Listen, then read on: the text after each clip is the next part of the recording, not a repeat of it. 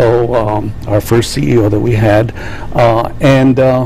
and the whole board of Children's Hospital, and we were told, our Children's Hospital board, if we don't get this thing signed, if we don't get these things signed, this hospital will not open next week. It's going to open in 1, 2, or 3 months.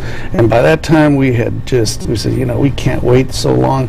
And I can honestly tell you that we were convinced by UMC, and I was on the board for Children's, that listen, we'll take care of all the petty things, and we'll take care of those, and both CEOs will handle it.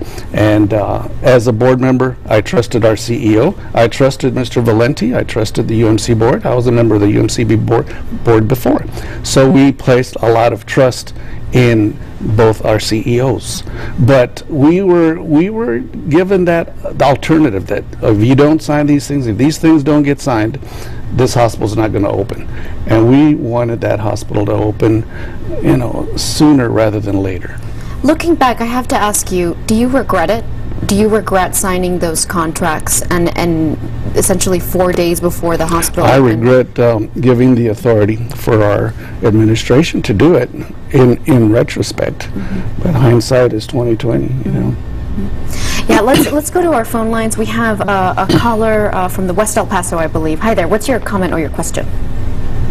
I think the news media needs to understand that the big losers are parents who had rare condition children that have autoimmune disorders. And I just find it appalling that both parties couldn't come to an agreement, because the big losers now are the parents with children like these. Thank you so much. So she's saying the losers here are parents whose children are ill and have to get treatment. The big losers are not going to be the children. I guarantee you that. Our doctors are there no matter what. They have been through all this mess that has been going on through thick and thin, and despite their morale being low, our performance has been at a top-notch level, to the point that they had an inspection recently, JACO, which is something that all hospitals have to pass.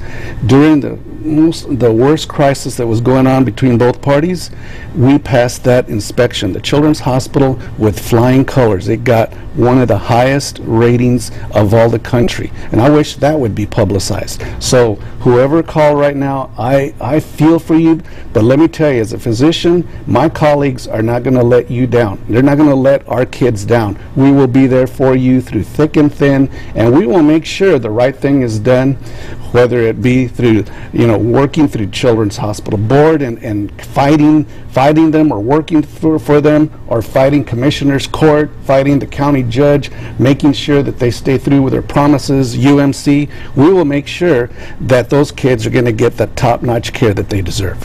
Now, Dr. Gutierrez, we know that there are very qualified subspecialists, pediatric subspecialists at the Children's Hospital, absolutely.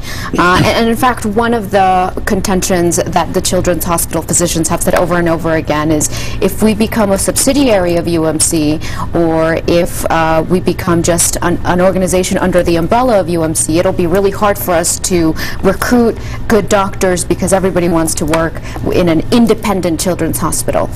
Now, I'm not a doctor or an economist or an expert in these things, but you know, we do some research, and many hospitals who file for bankruptcy close. And so if I'm a doctor and I'm considering which hospital to go to, chances are the one that just filed for bankruptcy is probably not going to be the one that I'm going to choose. And so the question is, if it's about recruiting doctors, what was the worst then of maybe